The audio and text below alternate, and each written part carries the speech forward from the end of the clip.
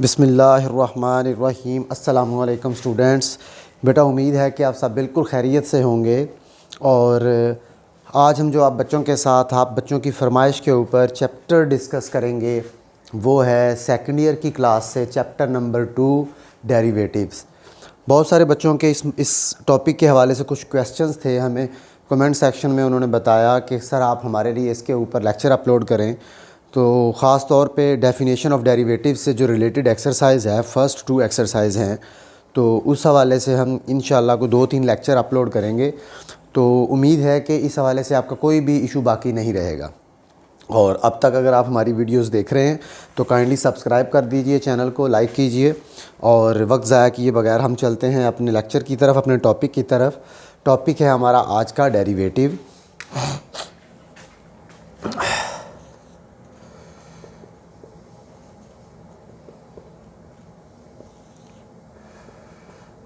सबसे पहला सवाल ये पैदा होता है माइंड के अंदर कि इसकी डेफिनेशन क्या है। इसको समझते हैं, क्योंकि हमने इसके जो क्वेश्चन सॉल्व करने हैं वो सॉल्व भी करने हैं बाय डेफिनेशन मेथड। डेरिवेटिव्स को सॉल्व करने के अब तक हमारे पास 2 मेथड हैं। कितने मेथड हैं? 2 मेथड हैं।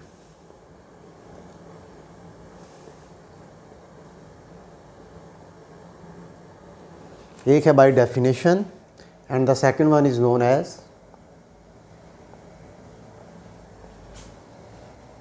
Direct method. ये आगे जाके 2.3 2 एक्सरसाइजेस पढ़ने के बाद ये अगला का मामला है। लेकिन अभी जो हमारे लिए जो इशू बना हुआ है, जो बच्चों को नई चीज़ गौर से करने के बावजूद भी नहीं समझ आ रही, वो है डेरिवेटिव बाय डेफिनेशन। तो जैसा कि इसका नाम ही डेफिनेशन है कि इसको आपने सॉल्व ही उसकी डेफिनेशन को इस्तेमाल करते हुए करना है, तो इसलिए इसकी डेफिनेशन को समझना बहुत ज़्यादा इम्पॉर्टेंट है। चलते हैं इसकी डेफिनेशन की तरफ। जो किताब के अंदर इसकी डेफिनेशन बताई गई है या बच्चों को जो समझाई गई है, उस डेफिनेशन के मुताबिक rate of change of a function with respect to any other new variable और new variable is called derivative. किसी भी फंक्शन के अंदर rate of change of with respect to any variable, किसी भी नए वेरिएबल के लिहाज से जब उसके अंदर चेंजेस आती हैं तो ऐसे मामलात में उसको डेरिवेटिव्स कहा जाता है, डेरिवेटिव बोला जाता है।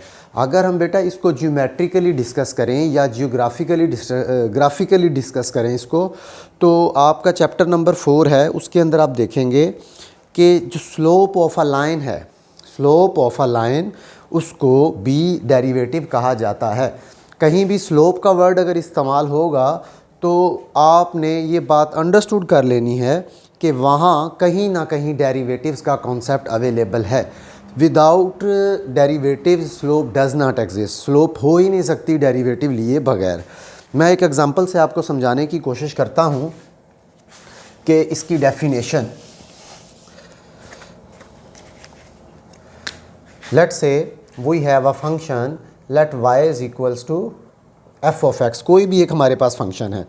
फिर आपने जितने भी अब तक क्वेश्चन किए होंगे या आपके असातिज़ा ने जो करवाए होंगे, वो इंक्रीमेंट जो लेते हैं उसके अंदर जो चेंज आता है, रेट ऑफ चेंज जिसकी हम बात कर रहे हैं डेफिनेशन की, वो सब लोग जो चीज़ ऐड करते हैं, अगर इंक्रीमेंट लें तो वो y प्लस डेल्टा y लिख देते हैं, और अगर दूसरी साइड पे हमारे पास कोई फंक्शन x है तो उसकी जगह पे x प्लस डेल्टा x कर देते हैं। y का increment y plus delta y और x का increment x plus delta x। Rate of change of जो हम डेफिनेशन लगाते हैं वो अमूमन प्लस की तरफ जाते हैं। लेकिन मैं आप बच्चों को ये बताता चलूँ कि आपके पास जितने भी क्वेश्चन हैं डेरिवेटिव से रिलेटेड, बेटा आप इसके अंदर रेट ऑफ चेंज ऑफ या तो अपने एग्जैक्ट पॉइंट से फॉरवर्ड मूव कर सकते हैं, मीन्स के प्लस की तरफ जा सकते हैं, या जो आपको गिवन पॉइंट है उससे थोड़ा सा बैक हैंड पे माइनस भी लगा सकते हैं। y minus delta y which is equals to x minus delta x। अगर आप इंक्रीमेंट इस टाइप का लेते हैं तो 100% श्योरिटी है कि आंसर जो है वो क्या आएगा, सेम आएगा। अगर हम इसके अंदर इंक्रीमेंट लेते हैं, taking increment on both sides, this implies that y plus delta y is equals to f of x plus delta x। Increment का मतलब है जो भी हमारे पास फंक्शन है उसके अंदर x और y की वैल्यू से थोड़ा सा आगे हट के एक माइनर सा चेंज करते हैं, उसके अंदर एडिशन करते हैं और उसके ऊपर हम चीज़ों को डिस्कस करते हैं। ये जो डेल्टा है ये एक वाई वाले फंक्शन में चेंज है और ये डेल्टा एक्स जो है ये एक्स वाले फंक्शन में चेंज है। Say this is our equation number 1। Delta y, कुछ लोग डेल्टा ऐसे भी लिखते हैं, ये जो एस वाला है इस तरह भी लिखा जा सकता है, ये भी लिखा जा सकता है। डेल्टा वाई को बेटा हम इधर ही रखते हैं, वाई को दूसरी तरफ ट्रांसफ़र करते हैं। X plus delta x minus y f of x plus delta x minus y की जगह के ऊपर हम उसकी वैल्यू यूज़ करते हैं। ये डेफिनेशन हम बनाने की कोशिश कर रहे हैं। अगर आपको ये स्टेप समझ में आ जाएं और ये माइंड के अंदर रह जाएं तो यकीन जानिए दोनों एक्सरसाइजेज आपकी यूँ पलक झपकने में सॉल्व हो जाएंगी। समझ रहे हैं? डेल्टा वाई दोनों साइड्स के ऊपर हम डेल्टा एक्स से डिवाइड करते हैं इसको, माइनस एफ ऑफ एक्स, इधर भी डेल्टा एक्स से डिवाइड करवा दिया, इधर भी डेल्टा एक्स से डिवाइड करवा दिया। देन अप्लाई लिमिट, जो आपने डेल्टा एक्स अप्लाई करवाया है उसको अप्रोचेस टू ज़ीरो करके delta y divided by delta x, limit delta x approaches to zero into f of x minus delta x, minus के साथ f of x delta x.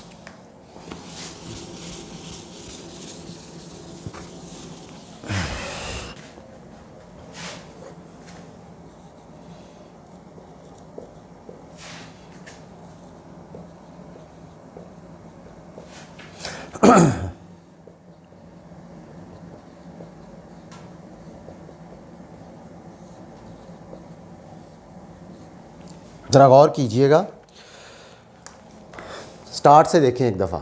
हमने कोई सा एक फंक्शन ले लिया, रैंडम फंक्शन, हमने कह दिया let y is equals to that function which is f of x, हमने उसको नाम दे दिया एफ ऑफ एक्स का। फिर हमने कहा taking increment on both sides, क्या कहा? Taking increment on both sides. Increment अब आप कर सकते हैं, थोड़ा सा अपने पॉइंट से आगे जाके डिस्कस कर सकते हैं डेरिवेटिव्स को, और डिक्रीमेंट भी कर सकते हैं, जैसा कि मैंने पहले यहाँ पे मेंशन किया था उस तरह भी आंसर सेम आएगा। मैं इस तरह आपको क्वेश्चन भी करके दिखाऊंगा इंशाल्लाह। टेकिंग इंक्रीमेंट, वाई के अंदर थोड़ा सा इंक्रीमेंट लेंगे तो डेल्टा वाई साथ ऐड कर देंगे, जहाँ पे एक्स आ रहा होगा वहाँ पे उसकी जगह पे डेल्टा एक्स ऐड हो जाएगा। चेंज यही लिया हमने। फिर वाई को दूसरी तरफ शिफ्ट किया जाएगा, माइनस का हो जाएगा। फिर आपने चेक किया कि वाई की जगह पे यूजिंग इक्वेशन 1 उसकी वैल्यू लिख दी, यूजिंग इक्वेशन 1 वाई की जगह पे एफ ऑफ एक्स मैंशन कर दिया। फिर अगला स्टेप हुआ करेगा हमारा dividing both sides by delta x. जो आप चेंज ले रहे हैं in terms of function, change तो ये भी है लेकिन फंक्शन के अंदर जो चेंज ले रहे हैं उससे दोनों साइड्स पे आप क्या कर दिया करेंगे? डिवाइड करवा दिया करेंगे। ये देखें हमने डेल्टा एक्स के साथ दोनों साइड्स पे डिवाइड करवा दिया। डिवाइड करवाने के बाद we will apply the limit delta x approaches to zero on both sides, हम दोनों साइड्स के ऊपर लिमिट को अप्लाई किया करेंगे। लिमिट को अप्लाई करने के बाद आप देखेंगे कि जब change in y and change in x के ऊपर लिमिट अप्लाई हुआ करेगी, दिस विल बिकम्स डेरिवेटिव। ये क्या बन जाया करेगा? डेरिवेटिव बन जाया करेगा और ये एज इट इज़ ही हमारे पास मौजूद होगा। अब अगर आप गौर से देखें तो डेफिनेशन जो है डेरिवेटिव है वो कहता है rate of change of the function with respect to any other new variable. इस फंक्शन के अंदर y के करस्पॉन्डिंग हमने डेरिवेटिव फाइंड आउट करने की कोशिश की है, ये उसकी डेफिनेशन है।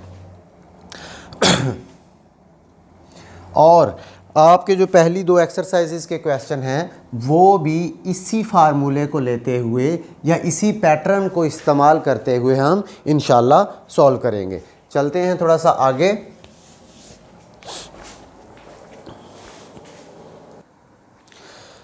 ये तो बेटा हम इसकी डिस्कस कर रहे थे डेफिनेशन या डेरिवेटिव्स बाय डेफिनेशन को फाइंड आउट करने का जो फार्मूला है, जो पैटर्न है हमारे पास, उसको डिस्कस किया। और डेरिवेटिव को जब जब मैथमेटिशियंस आते रहे हैं तो वो इसके लिए डिफरेंट नोटेशंस इस्तेमाल करते रहे हैं। तो जो हमारे पास न्यूटन इस्तेमाल करता था, जिसको रिप्रेजेंट करता था एफ ऑफ एक्स के साथ डेरिवेटिव को। फिर उसके बाद एक आया था मैथमेटिशियन लैग्रांज, वो अप्लाई करता था एफ़ डैश ऑफ एक्स के साथ। और फिर उसके बाद हमारे पास आ जाता है जी काशी, जो है काशी शिवराज इनइक्वालिटी है, आप BS के अंदर पढ़ते हैं, CAUCHY। काशी जो हमारे पास मैथमेटिशियन था वो इसके लिए कैपिटल का वर्ड यूज़ करता था, DF ऑफ एक्स। और न्यूटन जो है वो सादा एफ ऑफ एक्स करता था। और इसके अलावा हमारे पास उसका मुझे नाम ज़हन में नहीं आ रहा, DY/D of x into DF of D of x. सबसे ज़्यादा मैथमेटिक्स के अंदर इस्तेमाल होने वाला जो पैटर्न है जिससे डेरिवेटिव को रिप्रेजेंट किया जाता है वो है DY/dx या फिर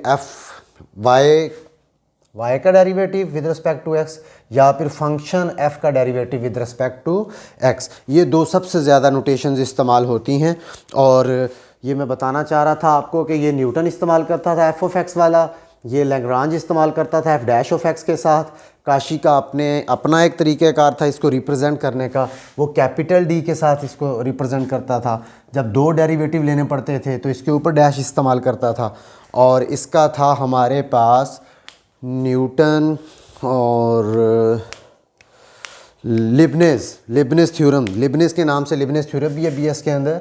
तो ये जो हमारे पास इस्तेमाल करता था LEIBNIZ, ये लिबनिज़ मैथमेटिशियन था, ये इस्तेमाल करता था नोटेशन।